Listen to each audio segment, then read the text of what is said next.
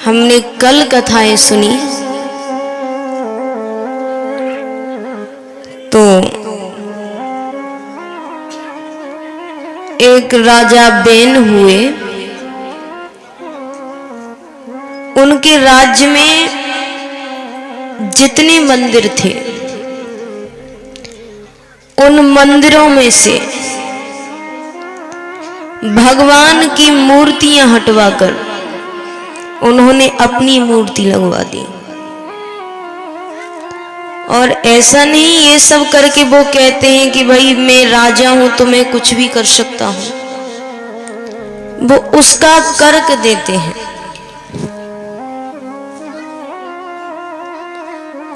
वो कहते हैं शास्त्रों में लिखा गया है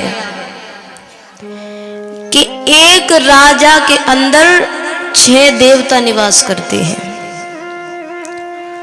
तो उसी हिसाब से मैं ही भगवान हूं, मेरी पूजा करो। प्रजा परेशान हो जाती है, ऋषिगणों के पास जाते हैं। पहले तो ऋषिगणों ने प्यार से समझाया, जब नहीं मानते हैं तो ऋषियों को क्रोध भी बहुत जल्दी आ जाता है। उन्होंने क्रोध में आकर के श्राप से उन राजा को वहीं भस्म कर दिया।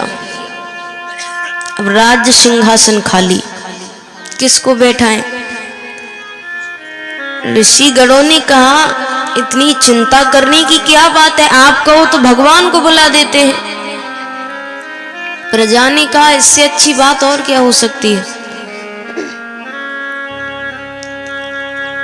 एक लोटे जैसे पात्र मंगाया गया, उसमें थोड़ा दूध डाला जाता है और जो राख बचती है उस राख का उसमें मंथन करते हैं। मंथन करते करते सबसे पहले उसमें से एक कौवा उड़ता है। सबने पूछा ये क्या था? बोले ये राजा के पाप हैं। वो चले गए। फिर मंथन करते करते उस पात्र में से साक्षात परम पिता भगवान विष्णु राजा पृथु के रूप में प्रकट होते हैं। कल मैंने आपको बताया था भगवान का एक अवतार है। भगवान एक राजा का रूप लेते हैं तो राजा पृथु के रूप में भगवान प्रकट होते हैं। कुछ समय तक राज्य काज संभालते हैं। उनके कई बच्चे हुए, उसमें से भरत नामक एक राजा हुए। बड़े ही अच्छे राजा हैं। कुछ साल राज्य काल संभाल कर फिर अपने बच्चों को राज्य देकर वन की ओर चले जाते हैं। वन में एक बार नदी में स्नान कर रहे थे तो 2 किनारे थे। एक किनारे पर एक मृगों का समूह था। मृग यानी हिरण। मृगों का समूह था। उसमें से एक मृग माधवी थी जो गर्भवती थी। अचानक से सिंह की गर्जना होती है। जंगल है। वो गर्जना को सुनकर के जितने मृग थे वो दूसरे किनारे पर छलांग लगाने लगे। छलांग लगाते हैं तो उस मृग मादा ने भी छलांग लगाई। उस चक्कर में उस छलांग के बीच में ही उसका बच्चा गर्भ से गिर जाता है नदी के अंदर। अब उस मृग मादा की भी मृत्यु हो गई। भरत जी जो नदी में स्नान कर रहे थे उन्होंने उस बालक को पकड़ लिया। उनके सामने ही उनकी माता की मृत्यु हुई। उन्होंने सोचा छोटा सा बालक है, जंगल में कहाँ रहेगा। वो अपनी कुटिया पर लेकर आ जाते हैं। अब दिन भर वो उस मृग बालक के साथ रहते हैं। सोए तो मृग बालक के साथ, उठे तो मृग बालक के साथ, स्नान करें तो मृग बालक के साथ, पूजा करें तो मृग बालक के साथ, भोजन करें तो मृग बालक के साथ। अब मनुष्यों का स्वभाव होता है कि अगर आप 24 घंटे किसी के साथ में बिता रहे हो तो उसमें मोह पड़ जाना स्वाभाविक है, आदत पड़ जाती है। उनको उस मृग बालक से इतना प्रेम हो गया कि वो उसके अलावा कभी रहते ही नहीं थे। हर जगह उन्हें वो अपने पास चाहिए। एक बार पूजा की तैयारी हो रही थी, वो मृग बालक कुटिया के बाहर खेल रहा है। भरत जी ने सोचा जैसे ही तैयारी खत्म हो जाएगी वैसे ही इसे अंदर ले आऊंगा। अब बाहर एक मृगों का समूह आता है, अपने जैसों को देखकर वो उनके साथ चला गया। उसने अपने जैसों को देखकर उनके साथ चला जाता है। कुछ देर बाद भरत जी बाहर आए, कहीं नहीं दिख रहा। पूरे जंगल में ढूंढ रहे, कहाँ ढूंढेंगे जंगल में, ऐसे कितने ही हिरन हैं, बहुत ढूंढते हैं कहीं नहीं मिलता। कई वर्ष बीत गए, अंत समय आता है। इतने वर्षों बाद भरत जी के मुख में एक ही नाम था कि मेरा मृग बालक कहाँ गया। कई संत कहते हैं अंत समय में आप जिनका नाम मुख से लेते हैं आपको वही योनि प्राप्त होती है। इसलिए कहा जाता है कि भगवान का नाम लेना चाहिए कि ये जो मृत्यु, जन्म मृत्यु का चक्कर है, इससे छुटकारा मिल जाए। लेकिन भगवान का नाम लेना इतना आसान नहीं है। उनके मुख में मृग का नाम था तो दूसरी योनि उन्हें मृग योनि प्राप्त हुई। उन्होंने अपने राज्य काल में इतने पुण्य किए थे कि उनकी बुद्धि भ्रष्ट नहीं हुई। कई ऐसे होते हैं, कई बार आपको सुनने को मिलता है कि उनको उनका पूर्व जन्म याद है, तो उनको भी उस हिरण की योनि में सब कुछ याद था। तो वो पशु योनि में भी समय से उठते, स्नान करते, भगवान का नाम जाप करते। उस कारण दूसरी योनि उन्हें मनुष्य की प्राप्त हुई। एक ब्राह्मण के घर पर ब्राह्मण की 2 स्त्रियां थीं। एक से कुछ बालक हुए थे और एक से एक बालक और एक कन्या हुई। वो एक बालक भरत जी थे। संयोग से उस योनि में भी इनका नाम भरत पड़ा। बड़े सीधे से बालक। कुछ समय बाद माता पिता की मृत्यु हो जाती है। भाइयों ने सोचा इसको ज्यादा पढ़ाते नहीं है, ज्यादा पढ़ाएंगे तो आगे चल करके दिक्कत देगा, आगे चल करके अपना हिस्सा मांगेगा। क्योंकि पढ़ाई आपको समझदार बनाती है, सही गलत में फर्क बता देती है। नहीं पढ़ाने का अर्थ यही होगा कि ये समझदार ना हो, क्योंकि समझदार होने के बाद अपनी बुद्धि का इस्तेमाल करेगा, सही गलत के बीच फर्क पता होगा। तो इससे अच्छा पढ़ाते नहीं है, फिर सामने वाला जो कहेगा मान लेंगे। कई बार होता है ना कि कुछ लोगों को अंग्रेजी नहीं आती, तो अगर सामने वाला अंग्रेजी में कुछ भी कह दे, वो गलत भी बोल दे लेकिन वो सही है, क्योंकि भाई हमें तो अंग्रेजी आती नहीं है, जो बोल रहा है सच बोल रहा होगा। सामने वाला कुछ भी कह दे क्योंकि हमें तो ज्ञान है ही नहीं, अगर ज्ञान है तो पता होता। तो भाइयों ने कहा इससे अच्छा इसे अनपढ़ रहने दो, नहीं पढ़ाते। घर के काम काज कराने लगे। अब घर वाले कराते सो कराते, बाहर वाले भी कराने लगे। बाहर वाले कहें अरे भरत ये सामान ले आना, जरा बच्चे को उठा देना, जरा बाजार चले जाना, वो सब कर देता। उनकी इस सरलता को, उनके भोलेपन को लोगों ने उनकी मूर्खता समझी और उनका नाम रख दिया जड़ भरत। जड़ यानी मूर्ख, जड़ यानी मूर्ख, तो उनका नाम रख दिया जड़ भरत।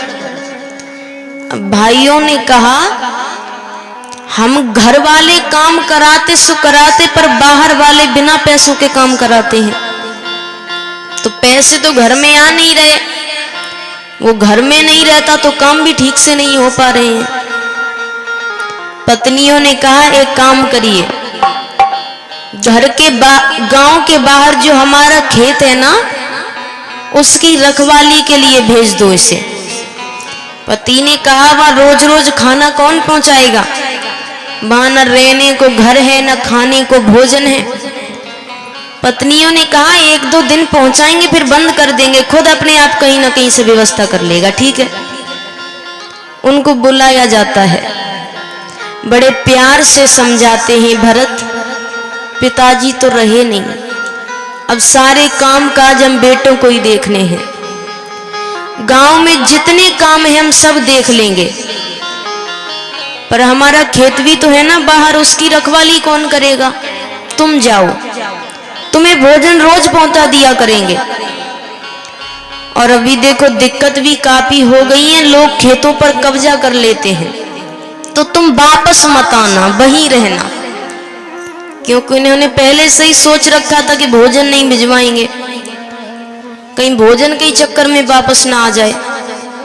और भरत जी की आदत थी कि जो कह दिया नहीं करने को वो करते नहीं थे। उन्होंने कहा ठीक है चले जाते हैं, एक दो दिन भोजन आता है फिर बंद हो जाता है। बहुत दिनों से भरत जी ने कुछ नहीं खाया, कुछ भी नहीं। उसी खेत के पास एक प्राचीन माता भद्रकाली का मंदिर था। ऐसी अफवाह उड़ रखी थी कि उस मंदिर में कोई बलि चढ़ा दे तो उसे माता मोह मांगा वरदान देती है। इसलिए मैंने कहा अफवाह उड़ रखी थी। कोई भी भगवान ऐसे नहीं होते कि तुम किसी बेगुनाह को मार करके उसकी बलि चढ़ा दो तो भगवान खुश हो जाएं। ये गलत है। तो ये अफवाह, वहां एक डाकुओं का गिरोह रहता था, डकैत होते हैं ना, ये बात उन्होंने सुन रखी थी। उन्होंने कहा आसपास देखते हैं कोई मिल जाए तो उसकी बलि चढ़ा देंगे और इतना धन मांगेंगे कि जिंदगी में कभी डकैती डालने की जरूरत नहीं पड़ेगी। तो सरदार जो था उसने कहा देखो कोई आसपास हो तो। आसपास तो एक ही बैठा था, भरत जी। उनको लाया जाता है, पहले तो उनको भोजन कराया जाता है। हम कहावत कहते हैं ना कि मान लीजिए आपका दुश्मन आपको बहुत प्यार कर रहा है तो हमारे लिए होता है ना बलि का, उसका बड़ा स्वागत किया जाता है। बलि चढ़ाने से पहले पूजा कर रहे हैं तो उन्हें बहुत अच्छा भोजन कराया जाता है, दिया जाता है। इतनी भूख लगी है कि भोजन मिलते ही भरत जी दोनों हाथों से खाने लगते हैं। जब भूख मिट जाती है तो एक डकैत को अपने पास बुलाते हैं। भरत जी ने कहा भैया आज कोई उत्सव वगैरह है क्या यहाँ पर, जो मुझे इतना अच्छा भोजन दिया जा रहा है, कपड़े दिए जा रहे हैं। डाकू ने कहा नहीं, आज तुम्हारी बलि चढ़ाई जाएगी।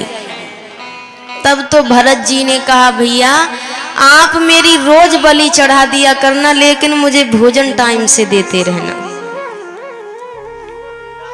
कुछ नहीं पता है उनको, ज्ञान नहीं है उनको, कुछ नहीं बताया गया। उन्होंने कहा बस मुझे भोजन देते रहना, मैं पास ही रहता हूं। डाकुओं ने कहा कितना मूर्ख है, बलि का मतलब नहीं पता इसे। सरदार ने कहा अच्छी बात है, दिक्कत नहीं करेगा, कोई भी कहानी सुना करके इसकी बलि चढ़ा देंगे। उनको कहा जाता है अभी चलो, आज तुमने सही कहा था, आज ही उत्सव है और इसी उत्सव के दिन माता भद्रकाली दर्शन देने आती है। चलो मंदिर में हम सब पूजा ही करने जा रहे हैं। भरत जी जाते हैं, उन्हें कहा जाता है घुटनों पर बैठ जाओ, सर झुकाकर हाथ जोड़कर बैठ जाओ, अभी माता दर्शन देने आएगी। भरत जी बैठ जाते हैं, तलवार निकाली जाती है, बलि चढ़ाने ही वाले हैं कि वहां पर साक्षात माता भद्रकाली प्रकट हो गई। और अब वो इतने डकैत हैं, उनके मन में भक्ति थोड़ी थी, वो तो डकैत हैं, उन्हें धन मिल रहा था, तो वो माता के साथ युद्ध करते हैं, भयंकर युद्ध होता है। तो महाराज इस प्रकार माता डकैतों का संहार करती हैं। अभी तक इतना कुछ हो गया, भरत जी नेत्र बंद किए बैठे हैं, उन्हें कुछ नहीं पता। माता उनके सर पर हाथ रखती है और हाथ रखते ही साक्षात मां सरस्वती उनके मस्तक पर प्रवेश कर गई। ज्ञान उनके मस्तक पर प्रवेश करता है, लेकिन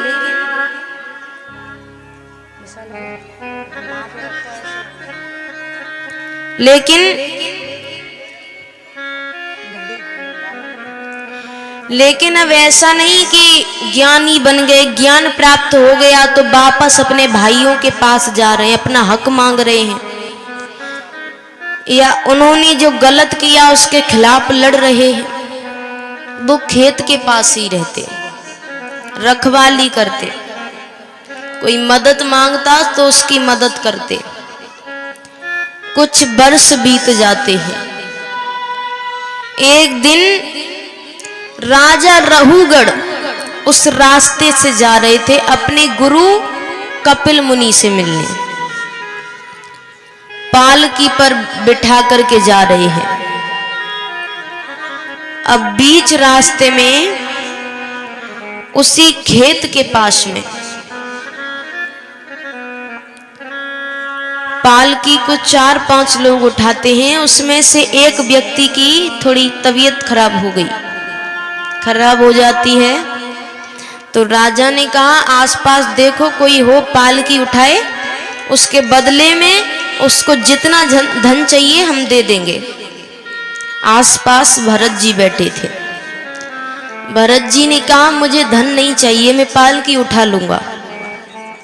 अब पालकी उठाकर चल रहे हैं, तो जब से भरत जी ने पालकी उठाई, राजा को कई बार पालकी का जो ऊपरी हिस्सा है उससे चोट लग रही है, बार बार, 1 बार 2 बार 3 बार।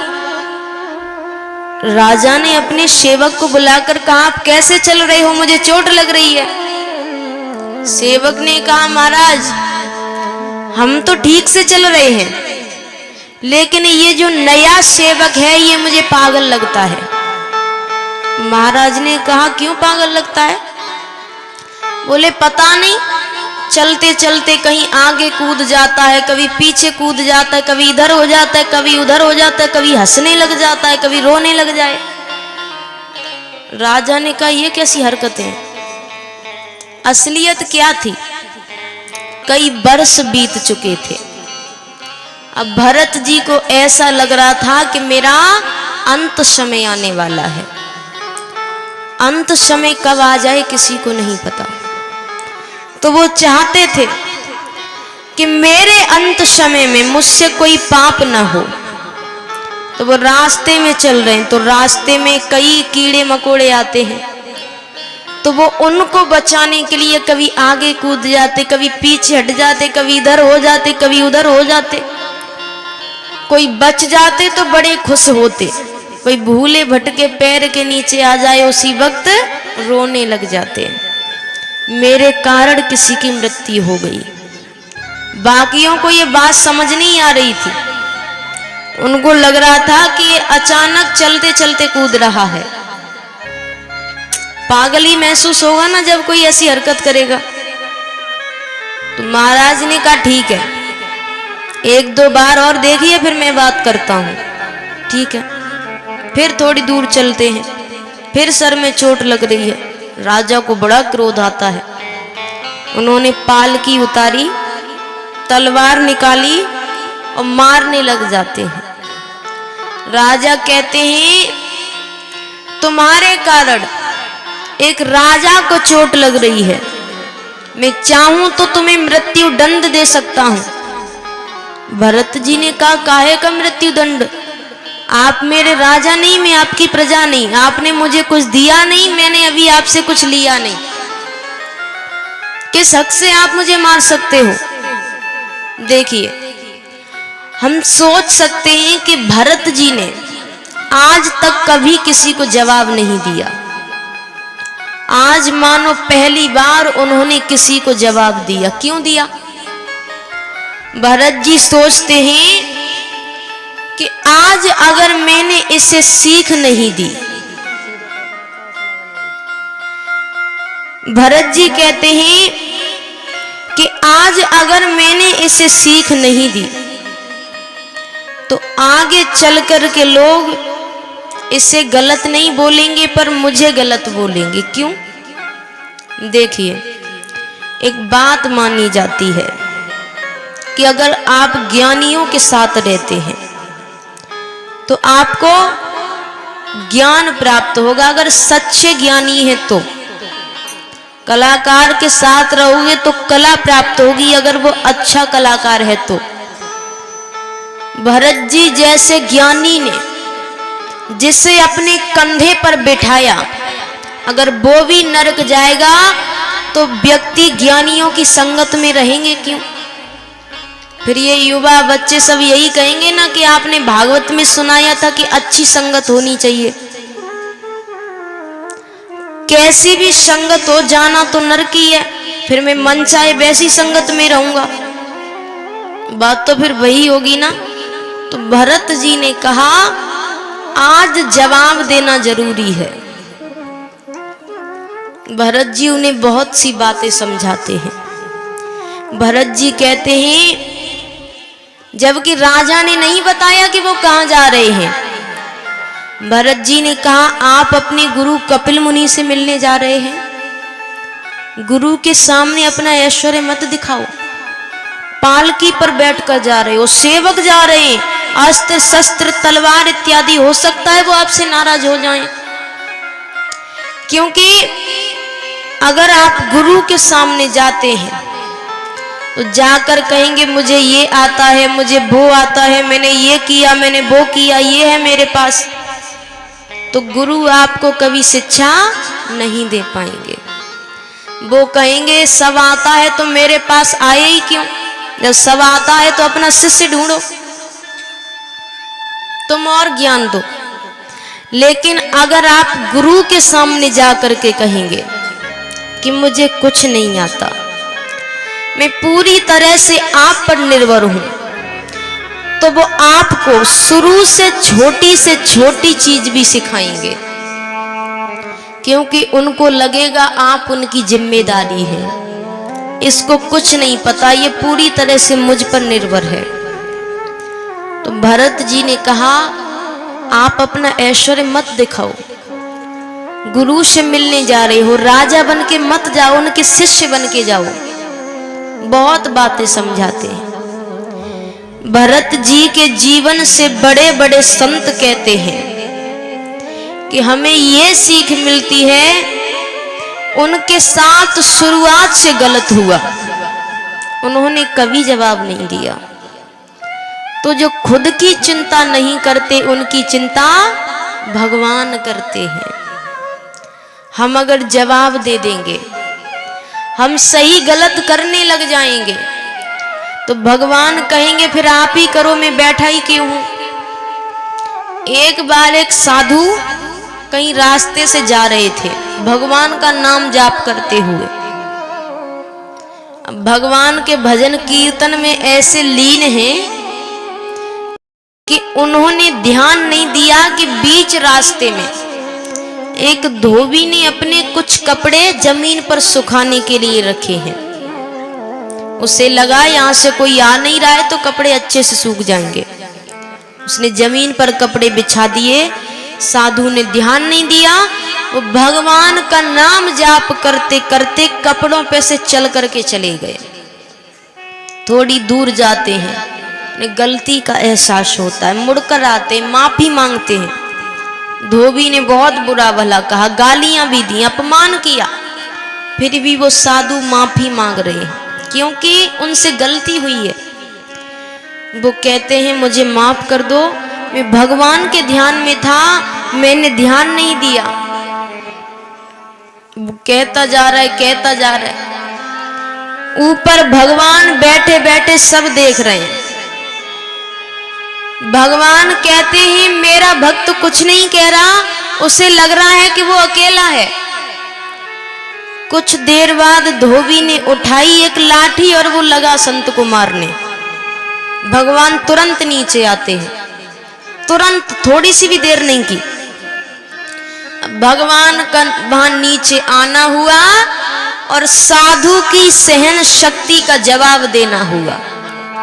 साधु ने बगल में से उठाई एक लाठी और लगा धोबी को मारने। भगवान तुरंत ऊपर चले गए। लक्ष्मी जी ने कहा आप तो भक्त की सहायता करने गए थे, इतनी जल्दी आ गए। भगवान ने कहा मुझे लगा कोई मेरे भक्त के साथ अन्याय कर रहा है तो मैं सहायता करने गया। बोले फिर ऐसा नहीं था। मैं गया तो मैंने क्या देखा कि नीचे दो धोबी आपस में लड़ रहे थे।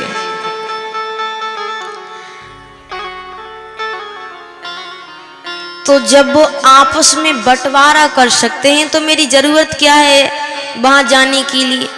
मेरी कोई जरूरत नहीं है। जब सोचिए आप हर चीज खुद से करने लग जाएंगे तो भगवान कहेंगे तुम ही करो, फिर मेरी जरूरत क्या है? इसीलिए खुद जवाब मत दीजिए, समय को, भगवान को जवाब देने दीजिए। क्योंकि वो जब जवाब देते हैं ना, उस जवाब को पूरी दुनिया देखती है। हम और आप कहेंगे तो वो सुनकर दो चार बातें कहकर बात को दबा कर चले जाएंगे। तो महाराज इसलिए भगवान पर भरोसा रखिए और भगवान की भक्ति की राह में चले तो दिक्कत तो आती ही है, किसको नहीं आई। नरसी जी को दिक्कतें आई, मीराबाई को दिक्कतें आई। भक्ति का अर्थ सिर्फ ये थोड़ी है कि सब कुछ सही चले, बहुत दिक्कतें आएंगी। अब कुछ लोग कहेंगे पर जवाब मत दो, उनको देने दो, भगवान को देने दो, वो बहुत अच्छा जवाब देते हैं। उन पर भरोसा रखिए और भरोसा हो तो भगवान असंभव को संभव कर देते हैं। असंभव को जो आप सोच भी नहीं सकते। एक बहुत ही अच्छी घटना सुनाती हूं मैं आपको, बहुत अच्छी, दिल्ली में घटी हुई घटना कि अगर भगवान का साथ हो पर भरोसा हो कि भगवान कैसे लाज रखते हैं। तो आइए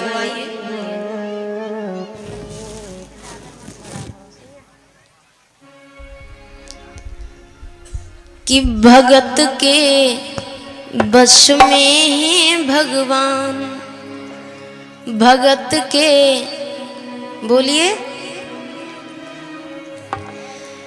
भगत बिना ये कुछ भी नहीं है हो।